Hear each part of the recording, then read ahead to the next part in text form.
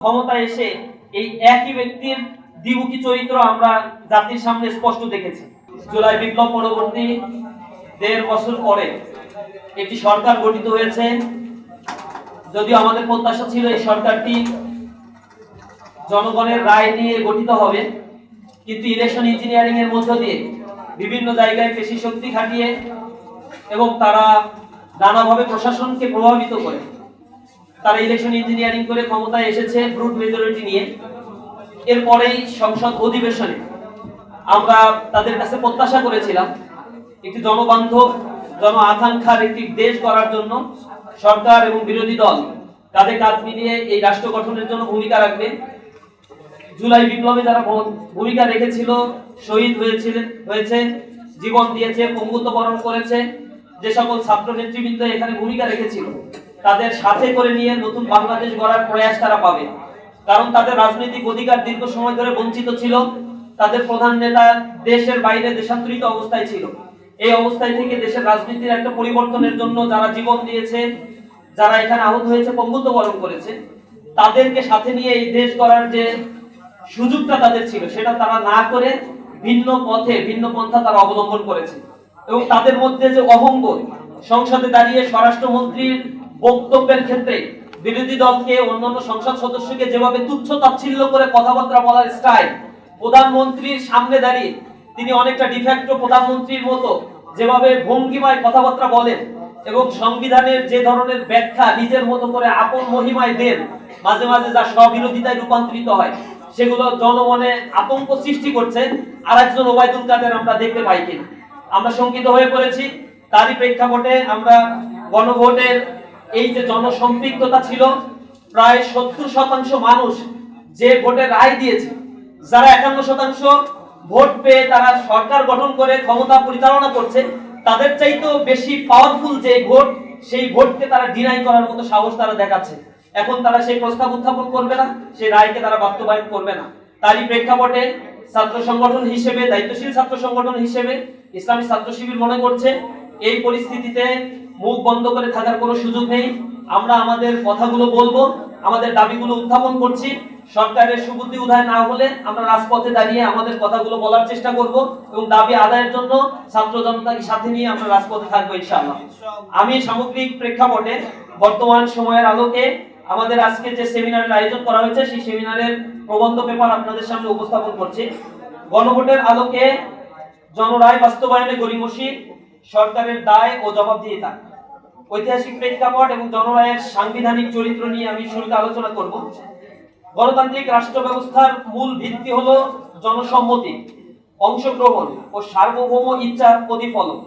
একটি রাষ্ট্র তখনই প্রকৃত অর্থে গণতান্ত্রিক রূপ লাভ করে যখন জনগণের ইচ্ছাকে কেবল রাজনৈতিকভাবে নয়, বরং সাংবিধানিক ও আইনিভাবে সর্বোচ্চ মর্যাদা দেওয়া হয়। বাংলাদেশের সাম্প্রতিক রাজনৈতিক প্রেক্ষাপটে ২০২৪ সালের জুলাই আগস্টের ছাত্র জনতার ঐতিহাসিক অভ্যুত্থান এই মূলনীতির এক বাস্তব ও শক্তিশালী বহিঃপ্রকাশ হিসেবে আবির্ভাব হয়েছে। এই অভ্যুত্থানের মাধ্যমে ফ্যাসিবাদ ও স্বৈরাচার শাসন ব্যবস্থার মূলোৎপাটন হয়েছে। রাষ্ট্র পুনর্গঠনের একটি নতুন সম্ভাবনার দ্বার উন্মুক্ত হয়েছে।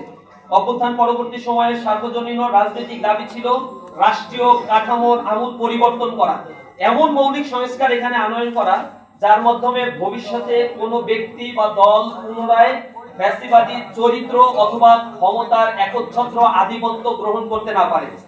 অর্থাৎ এই আন্দোলনের কেন্দ্রীয় লক্ষ্য ছিল ক্ষমতার বিকেন্দ্রীকরণ, প্রাতিষ্ঠানিক জবাবদিহিতা এবং সাংবিধানিক ভারসাম্য প্রতিষ্ঠা করা। এই গণ আকাঙ্ক্ষাকে প্রাতিষ্ঠানিক রূপ দেওয়ার লক্ষ্যে জাতীয় ঐক্যমত কমিশন গঠিত হয়, যেখানে দেশের বিভিন্ন রাজনৈতিক দল ও নাগরিক সমাজের প্রতিনিধিরা অংশগ্রহণ করে। দীর্ঘ আলোচনার পর ৮৪টি সংস্কার প্রস্তাবে ঐক্যমত্য প্রতিষ্ঠিত হয়, যার মধ্যে ৪৭টি ছিল সরকারের সংবিধান সংশোধন সম্পর্কিত, সরাসরি সংশোধন সম্পর্কিত। এই প্রস্তাবসমূহ ২০২৫ সালের ১৭ অক্টোবর রাজনৈতিক দলসমূহের অংশগ্রহণে আনুষ্ঠানিকভাবে স্বাক্ষরিত হয়ে জুলাই জাতীয় সনদ হিসেবে আত্মপ্রকাশ করে। জুলাই সনদের প্রস্তাবগুলো রাষ্ট্রীয় ক্ষমতার কাঠামোকে পুনর্বিন্যাস করার লক্ষ্য বহন করে। এতে প্রধানমন্ত্রীর ক্ষমতা সীমিতকরণ, রাষ্ট্রপতির ক্ষমতা পুনর্বিন্যাস, দ্বিকক্ষ বিশিষ্ট সংসদ প্রতিষ্ঠা, মৌলিক অধিকার সম্প্রসারণ, বিচার বিভাগের স্বাধীনতা এবং সাংবিধানিক প্রতিষ্ঠানের নিয়োগ প্রক্রিয়ায় স্বচ্ছতা নিশ্চিত করার মতো মৌলিক সংস্কার অন্তর্ভুক্ত ছিল। এই সনদের বাস্তবায়ন নিশ্চিত করার লক্ষ্যে 2025 সালের 13ই নভেম্বর রাষ্ট্রপতি জুলাই জাতীয় সনদ সংবিধান সংশোধন বাস্তবায়ন আদেশ 2025 জারি করে। এই আদেশের মাধ্যমে সনদকে একটি কার্যকর আইনি কাঠামোর মধ্যে আনা হয় এবং জনগণের প্রত্যক্ষ মতামত গ্রহণের পথ উন্মুক্ত হয়। এই ধারাবাহিকতায় 2026 সালের 12ই ফেব্রুয়ারি ত্রয়োদশ জাতীয় সংসদ নির্বাচনের দিনে এই ঐতিহাসিক গণভোট অনুষ্ঠিত হয়। নির্বাচন কমিশনের তথ্য অনুযায়ী এই গণভোট প্রায় 68.59% ভোটার হ্যাঁ ভোট প্রদান করে জুলাই সনদের পক্ষে সুস্পষ্ট এবং নিরঙ্কুশ সমর্থন ব্যক্ত করে, যা বর্তমান সরকারের ম্যান্ডেটের চাইতেও অনেক বেশি শক্তিশালী। একজন সচেতন নাগরিক হিসেবে সচেতন নাগরিকের দৃষ্টিকোণ থেকে এই গণভোটের তাৎপর্য অত্যন্ত গভীর। এটি কেবল একটি নীতিগত অনুমোদন নয়, বরং এটি রাষ্ট্র ও জনগণের মধ্যে একটি নতুন সামাজিক চুক্তি বা সোশ্যাল কন্ট্রাক্ট প্রতিষ্ঠা। জনগণের এই প্রত্যক্ষ ম্যান্ডেট স্পষ্টভাবে নির্দেশ করে যে নির্বাচিত প্রতিনিধিরা কেবল আইন প্রণেতা হিসেবে নয়, বরং সংবিধান সংস্কার পরিষদের সদস্য হিসেবে দ্বিতীয় শপথ গ্রহণ করে নির্দিষ্ট সময়সীমার মধ্যে জুলাই সনদের আলোকে সংবিধান সংশোধন সম্পন্ন করবেন, যে শপথ ইতিমধ্যে বিরোধী দল নিয়েছে। অতএব এই গণভোটের ফলাফলকে একটি সাধারণ রাজনৈতিক মতামত হিসেবে দেখা যায় না, এটি একটি সুস্পষ্ট সাংবিধানিক নির্দেশনা, যা জনগণের সার্বভৌম ক্ষমতার প্রত্যক্ষ বহিঃপ্রকাশ। গণভোটের সাংবিধানিক বাধ্যবাধকতা বনাম নোট অফ ডিসেন্ট। বর্তমান ক্ষমতাসীন বিএনপি নেতৃত্বাধীন সরকারের পক্ষ থেকে জুলাই সনদ পূর্ণাঙ্গভাবে বাস্তবায়ন না করার পক্ষে যে প্রধান যুক্তি উপস্থাপন করা হচ্ছে তা হলো, জাতীয় ঐক্যমত্য কমিশনের আলোচনার সময় তারা সনদের বিভিন্ন গুরুত্বপূর্ণ ধারায় নোট অফ ডিসেন্ট বা ভিন্ন মত প্রদান করেছিল। সুতরাং তাদের দাবি অনুযায়ী সংসদে 2/3 সংখ্যাগরিষ্ঠতার ভিত্তিতে তারা নিজেদের দলীয় অবস্থান বা নির্বাচনী ইশতেহার অনুযায়ী সংস্কার বাস্তবায়ন করতে পারে এবং বাধ্যতামূলকভাবে জুলাই সনদ অনুসরণ করতে হবে না। কিন্তু এই যুক্তি কেবলই একটি দুর্বল যুক্তি নয়, এটি সাংবিধানিকভাবে অসঙ্গতিপূর্ণ, যৌক্তিকভাবে স্ববিরোধী এবং গণতান্ত্রিক নীতির সুস্পষ্ট পরিপন্থী। এই অবস্থানের অসারতা 3টি মৌলিক আইনি ভিত্তির আলোকে ব্যাখ্যা করা যায়। এখানে একটি মৌলিক সাংবিধানিক দ্বন্দ্ব স্পষ্ট হয়ে ওঠে। জনগণের প্রত্যক্ষ সার্বভৌম অর্থাৎ পপুলার সভরেন্টি বনাম সংসদীয় সংখ্যাগরিষ্ঠতার একটি দাবি। জনরায়ের সর্বোচ্চ সাংবিধানিক বৈধতা আসলে কি? বাংলাদেশের সংবিধানের 7-1 অনুচ্ছেদে সুস্পষ্টভাবে ঘোষণা করা হয়েছে, প্রজাতন্ত্রের সকল ক্ষমতার মালিক হবে জনগণ। এই নীতির আলোকে রাষ্ট্রের সকল সাংবিধানিক ও আইনগত কাঠামো শেষ পর্যন্ত জনগণের ইচ্ছার উপর ভিত্তি করেই প্রতিষ্ঠিত। যখন কোনো দলিল, এই ক্ষেত্রে জুলাই সনদ ও তার বাস্তবায়ন আদেশ, সরাসরি গণভোটের মাধ্যমে জনগণের সামনে উপস্থাপিত হয় এবং বিপুল সংখ্যাগরিষ্ঠতার মাধ্যমে অনুমোদিত হয়, তখন সেই অনুমোদন একটি সাধারণ রাজনৈতিক সমর্থন নয়, বরং এটি একটি প্রত্যক্ষ সার্বভৌম ম্যান্ডেট। প্রায় 68.69% ভোটারের হ্যাঁ ভোটের আইনি তাৎপর্য হলো জনগণ জুলাই সনদকে তার সামগ্রিকভাবে গ্রহণ করেছে।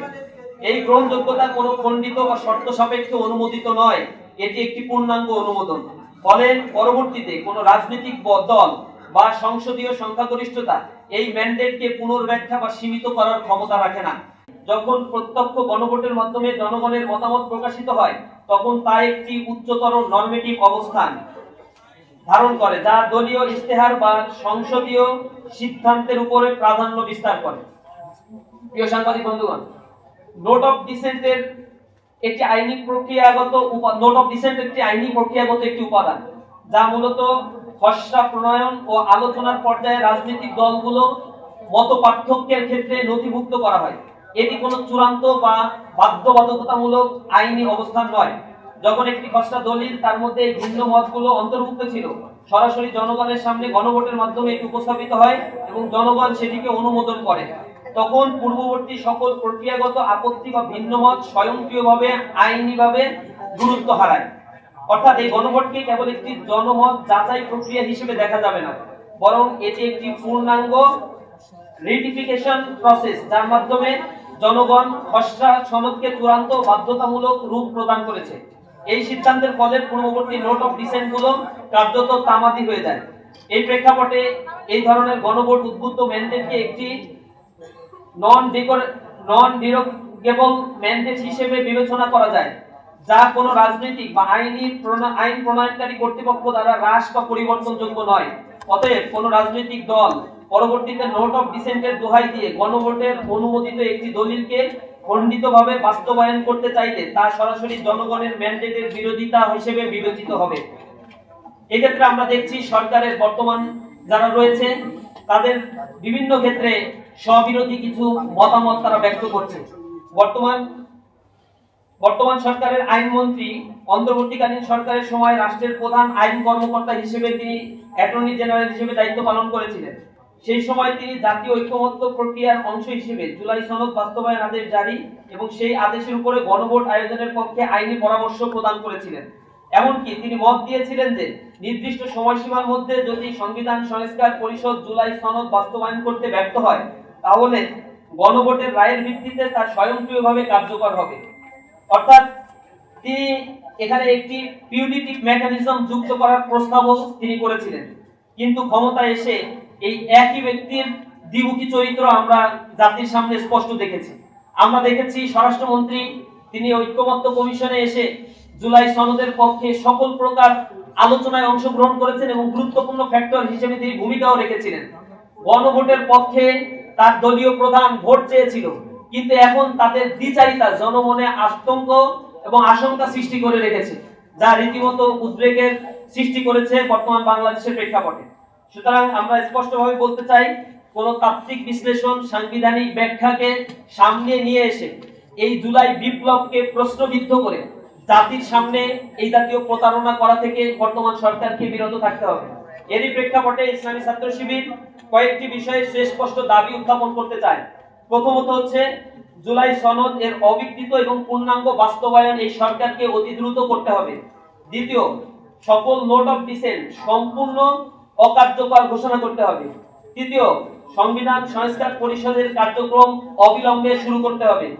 চতুর্থ, সুপার মেজরিটির অপব্যবহার বন্ধ এবং জনরায়ের সুরক্ষা সরকারকে করতে হবে। সংস্কার প্রক্রিয়ায় শতভাগ স্বচ্ছতা ও জনসম্পৃক্ততা নিশ্চিত করতে হবে। সাংবিধানিক প্রতিষ্ঠানগুলোর পূর্ণাঙ্গ স্বাধীনতা নিশ্চিত করতে হবে, যে ক্ষেত্রে সরকারের চরম উদাসীনতা এবং একঘেয়েমিতা আমরা লক্ষ্য করছি। ইতিমধ্যেই তারা তাদের ক্ষমতার অপব্যবহার করে বিভিন্ন জায়গায় তারা সংবিধানের সাংবিধানিক যে পোস্টগুলো ছিল অথবা আমরা বিভিন্ন বিশ্ববিদ্যালয়ের ভিসিগুলোকে আমরা দেখতে পেয়েছি বিনা কারণে কোনো নোটিশ ব্যতি রেখেই তারা এই পরিবর্তনগুলো এবং ক্ষমতার অপব্যবহার করেছে। সুতরাং তারাও পরবর্তীতে যে একই রকম ফ্যাসিবাদী চরিত্রের অধিকারী হবে না, এটা নিশ্চিতভাবে কোনোভাবেই বলা যাচ্ছে না। সর্বোপরি আমরা বলতে চাই, সময়সীমা লঙ্ঘনের স্বয়ংক্রিয় বাস্তবায়ন ব্যবস্থা কার্যকর করতে হবে।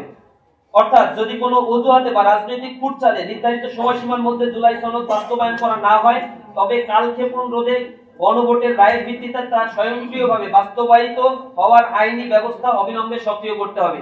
সরকারের প্রতি আমরা উদাত্ত আহ্বান জানাই, তাদের যেন সুবুদ্ধির উদয় হয়। এর পূর্বে 1996 সালে তারা তত্ত্বাবধায়ক সরকার ব্যবস্থা নিয়ে এরকম গড়িমসি করেছিল, অথচ তাদের সরকারই গঠিত হয়েছিল তত্ত্বাবধায়ক সরকারের উপর ভিত্তি করে। এই সরকারের চরিত্র দেখবেন, বিশেষ করে বিএনপির চরিত্র আমি নির্বাচনের আগেও বলেছিলাম, তারা কথা দিয়ে জনগণের সাথে প্রতারণা করে। তাদের জন্ম হয়েছিল যে গণভোটের মধ্য দিয়ে, যে একটি সেনা শাসনের মধ্য দিয়ে তাদের উত্থান হয়েছিল, এরপর গণভোটের মাধ্যমে তাদের বৈধতা হয়েছিল। এই সরকারি পরবর্তীতে এসে এখন তাদের চরিত্র হচ্ছে গণভোটের রায়ের বিপক্ষে তারা অবস্থান নিচ্ছে।